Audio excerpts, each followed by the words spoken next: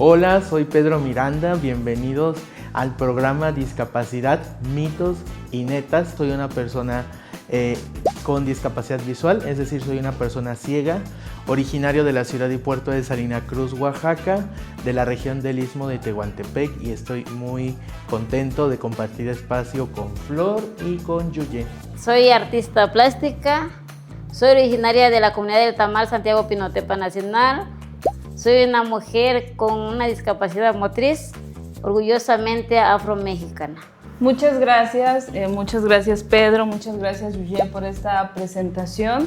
Me da mucha alegría y también para mí es un orgullo compartir este espacio con ustedes. Dos artistas, oaxaqueño y oaxaqueña por supuesto. Y bueno, el día de hoy vamos a hablar sobre un tema muy interesante que son los mitos y netas alrededor del arte y la discapacidad. Mi nombre es Florestela Morales Hernández, coordinadora para la atención de los derechos humanos.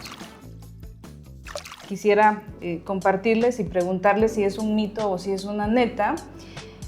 El movimiento Arte y Discapacidad nació en Ciudad de México a finales de la década de los 90 y principios del 2000, teniendo como epicentro principal la Ciudad de México. ¿Qué nos dicen de esto? ¿Es un mito? ¿Es una neta? ¿Qué piensan? Pues ese es un mito y es una mentira gigantesca. De hecho, yo creo que está muy en la narrativa de centralizar todo, que todo debe ser dentro de la capital de nuestro país, que es México. Originalmente, el tema de arte y discapacidad a nivel nacional nació aquí en Oaxaca capital, en la ciudad de Oaxaca de Juárez, del estado de Oaxaca, y el testimonio más temprano se tiene de 1993, cuando las escultoras Lori Litowitz y Miriam Ladrón de Guevara fundan el primer taller de escultura dedicado en ese tiempo solo a personas con discapacidad visual, es decir, solo a personas ciegas y personas con baja visión. Ese taller no solo involucró a Miriam Ladrón y a Lori Litowitz, involucró a un sinfín de artistas que están todavía, muchos de ellos vivos y radicados en esta ciudad capital de Oaxaca.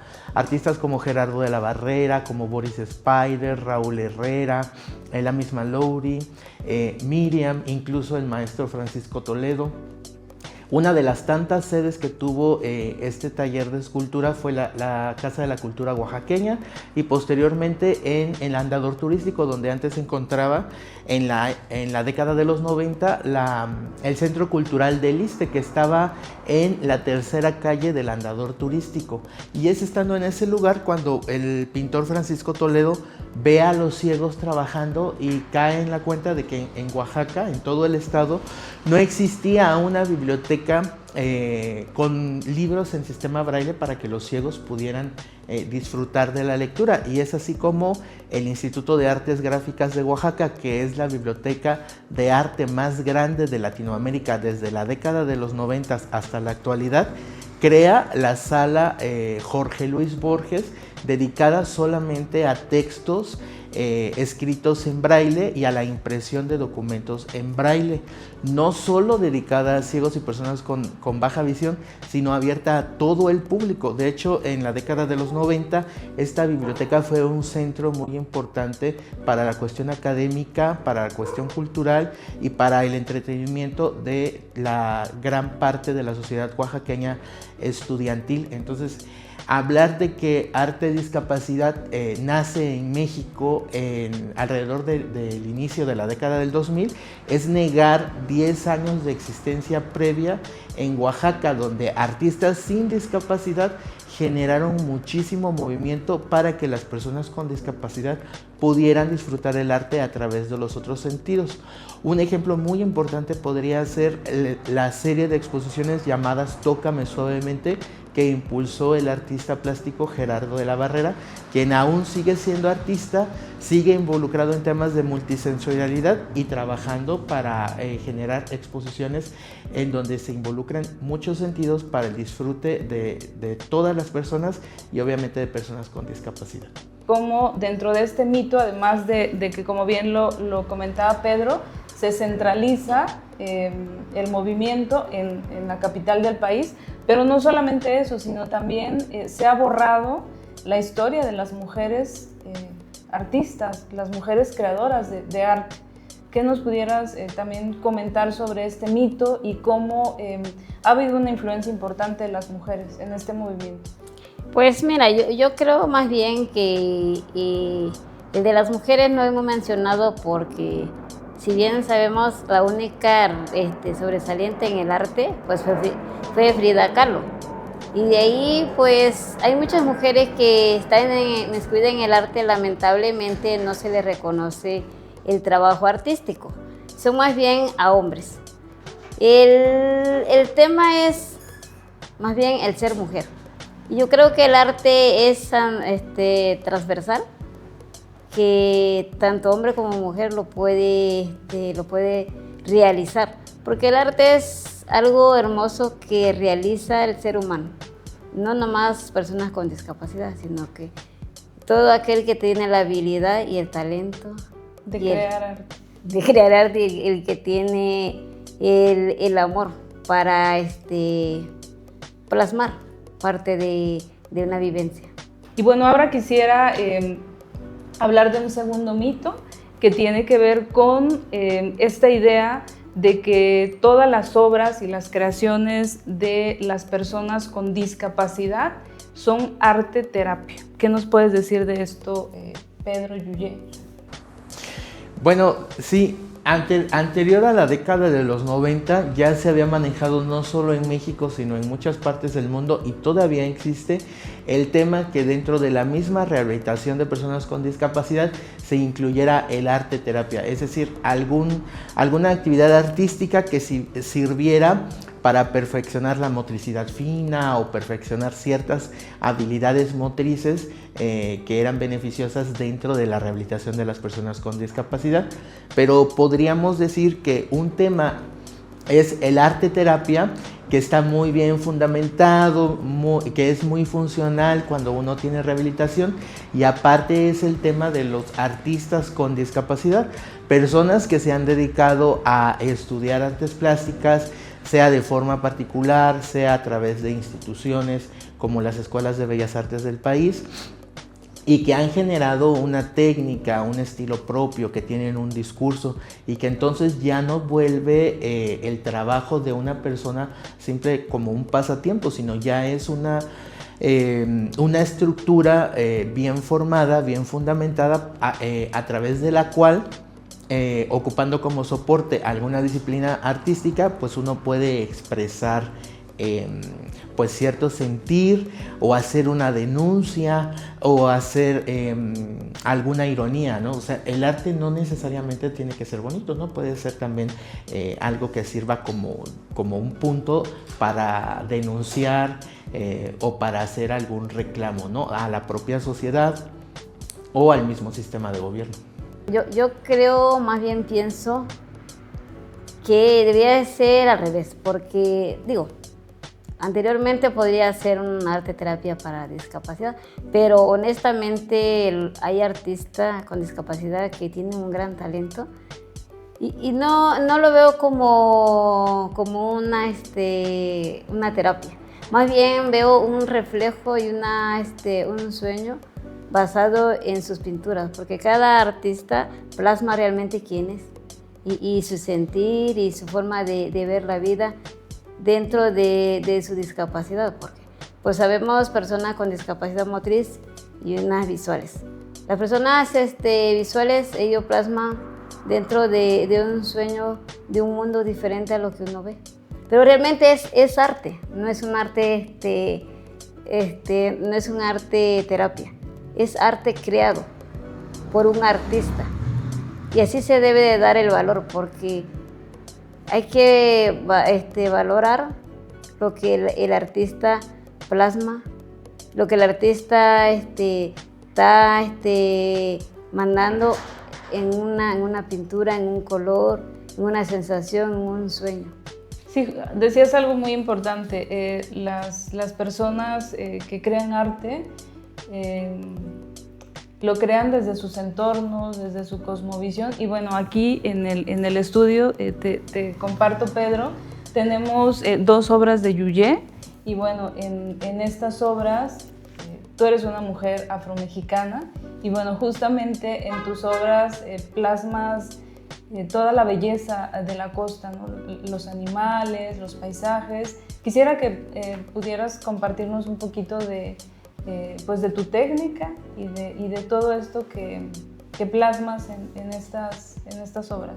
Bueno, pues fíjate que toda mi obra está dirigida a una lucha social por muchos años de invisibilización a las comunidades afromexicanas, y qué mejor que a través del arte empezar a visibilizar a las comunidades de la Costa Chica, comunidades que nunca se le ha tomado en cuenta, y como artista pues plasmar a las mujeres en un entorno de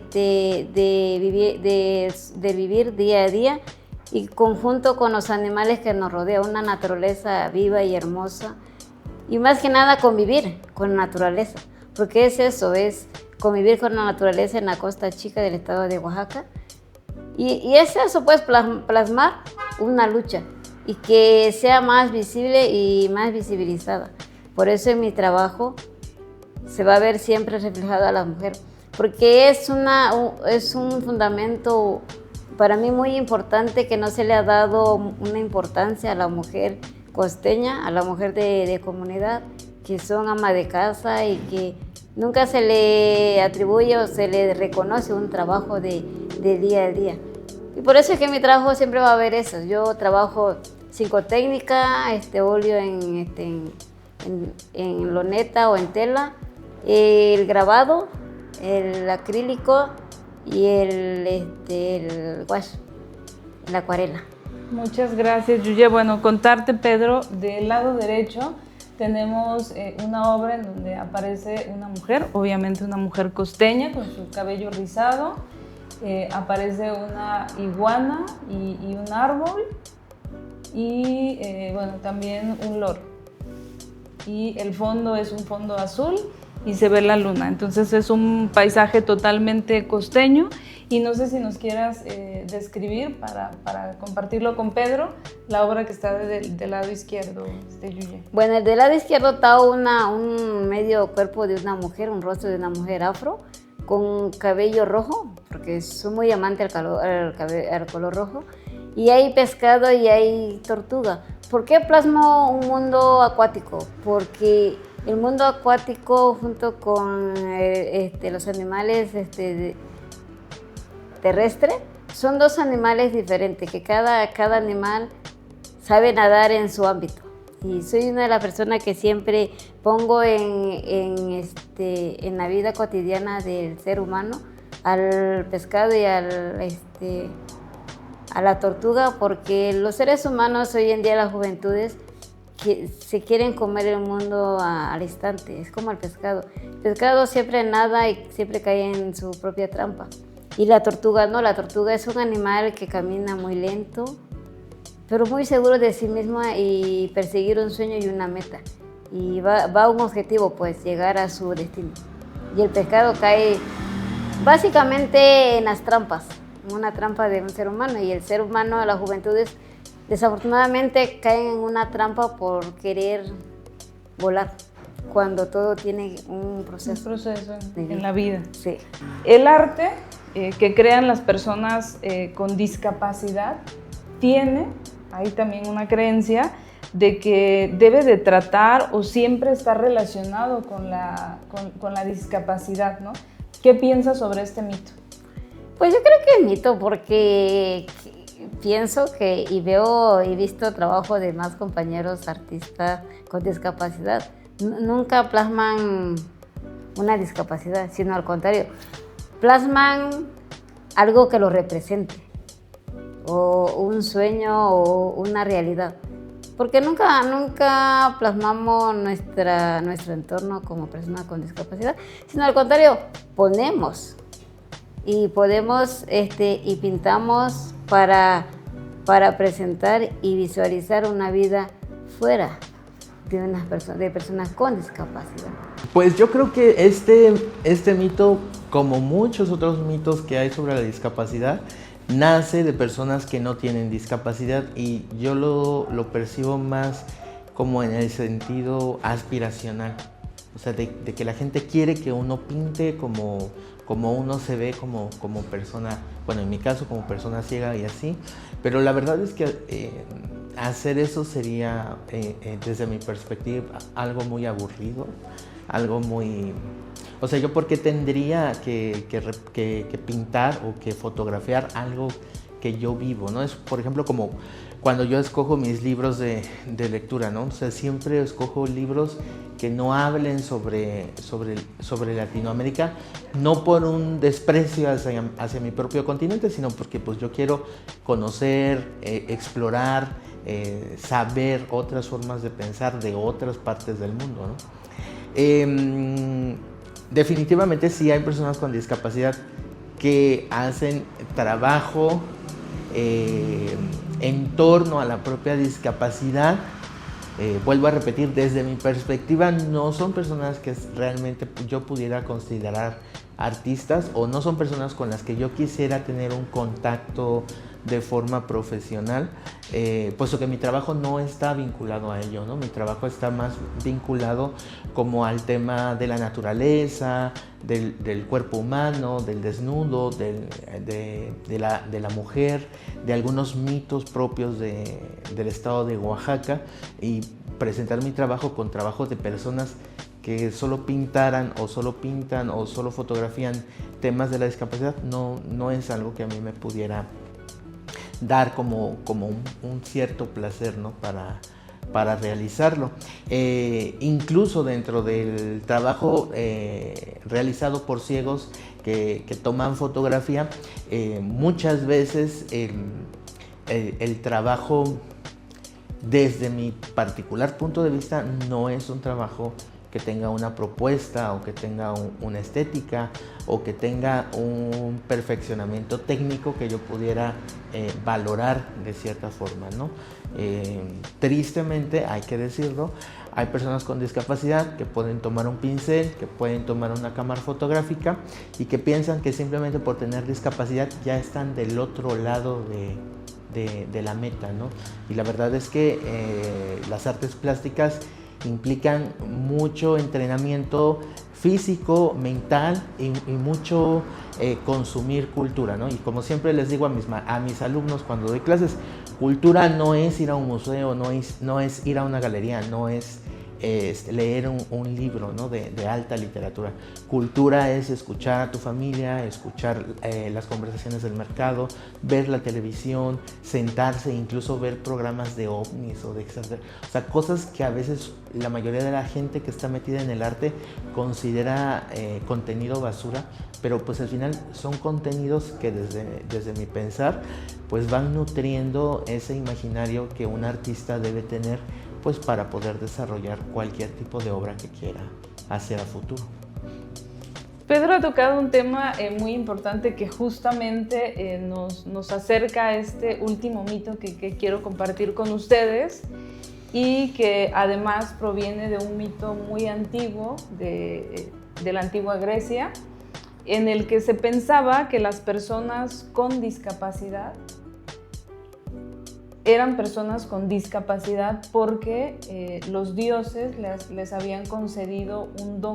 Pues es un mito sesgado, y también creo que esa cuestión de que la sociedad te dice de que como tienes una minusvalía, o sea que eres menos valioso por tener algún defecto físico, como ellos mismos lo mencionan, o alguna carencia sensorial, pues entonces tienes un don. Pero si estamos hablando de la mitología griega, pues también tenemos que reconocer que los mismos griegos, al mismo tiempo que consideraban al poeta Homero, que era un ciego, un gran narrador de historias, como es la Odisea y la Ilíada, pues también cuando veían un defecto dentro de sus propios hijos, los tiraban al monte y los dejaban morir. Entonces es esta cuestión de la sociedad de siempre recordar aquello que es bonito y dejar de lado la parte más terrible de nuestra propia historia, aunque sean historias mitológicas, ¿no? Otro gran ejemplo de esto es el mito griego sobre el dios de la herrería, ¿no? Vulcano. Nació con discapacidad, lo vieron sus padres dioses y lo arrojaron del Olimpo, ¿no? O sea, nosotros no queremos un dios discapacitado, y a base de trabajo, a base de desarrollar una técnica y una habilidad que era la herrería, obviamente la herrería mágica enmarcada en esta cuestión mitológica, se ganó el derecho propio a pertenecer al Olimpo, que en este tiempo actual podría ser pertenecer a nuestra propia sociedad. Entonces, tener el pensamiento de que porque eres ciego vas a ser un buen músico, porque tienes un buen oído, eso es un mito. Y para ponerlo como más como a nivel del piso donde caminamos todos, las personas con discapacidad pueden ser alcohólicas, drogadictas, asesinos seriales, pueden ser doctores, maestros. En este caso que estamos hablando del arte, pueden ser artistas, pueden ser pseudoartistas, pueden ser maquiladores, manufactureros, pueden ser artesanos. O sea, una persona con discapacidad tiene las mismas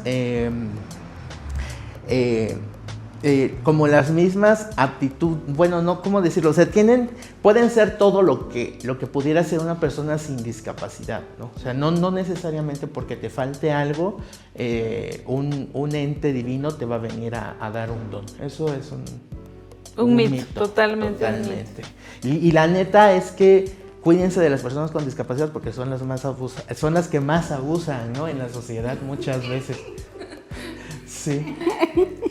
Y bueno, Yuye, ¿qué nos puedes decir de este mito? ¿Cuál es la neta? La neta es que no creo que te den un don, más bien traes la habilidad y la habilidad de manipular con lo que Dios te da.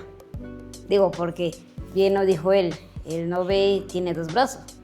Yo no tengo 2 brazos, tengo 2 pies. Y pues al faltarme 2 brazos tengo que adquirir una habilidad en alguno de mis miembros de mi cuerpo y la adquiero en mi pie. Ahora si fuera un don que Dios me había dado, pues lo hubiera realizado con la boca, la cual no puedo. Tenía que realizarlo con el pie. No es un don que te dan, es más bien una habilidad que uno adquiere por el gusto. Exacto, a partir de algo que a ti te gusta, de algo que te llama la atención, de algo que tú quieres plasmar, ¿no? En este caso, pues el entorno, todo con lo que has crecido, ¿no? Exactamente, más bien es la habilidad con la que más te gusta realizar y sentirte contenta, más que nada, porque pues no puedo tocar un piano porque no me gusta y no me llama la atención, y si un día lo hago es para romper un reto, pero no es un don. No es algo que te guste. Además. Sí, no es un don. Pues muchísimas gracias, ya estamos finalizando este podcast, ¿no? En el que el día de hoy tratamos de derribar todos estos mitos que existen en torno al arte y la discapacidad. Y bueno, qué mejor con 2 personas creadoras de arte en Oaxaca y que además pues, de ser artistas, son personas activistas por los derechos de las personas con discapacidad. Y justo para ya ir cerrando este episodio, quisiera que nos compartieran sus datos, cómo pueden las personas localizarlas, las personas que estén interesadas en consumir este arte que ustedes crean. Si nos puedes decir, Yuye, cómo te encontramos, dónde te encontramos. Claro, yo aparezco en redes sociales como Yuye Hernández, así aparece en redes sociales. Normalmente siempre subo videos de cómo trabajo con los pies, porque mucha gente, como lo dijo el compañero, tiene la ideología que a uno lo ayudan, pero no es cierto, uno hace todo. Y es como los seguidores de motivacional a los seres humanos. Y siempre ahí subo mis cuadros y videos, y así aparezco en Instagram y en Facebook.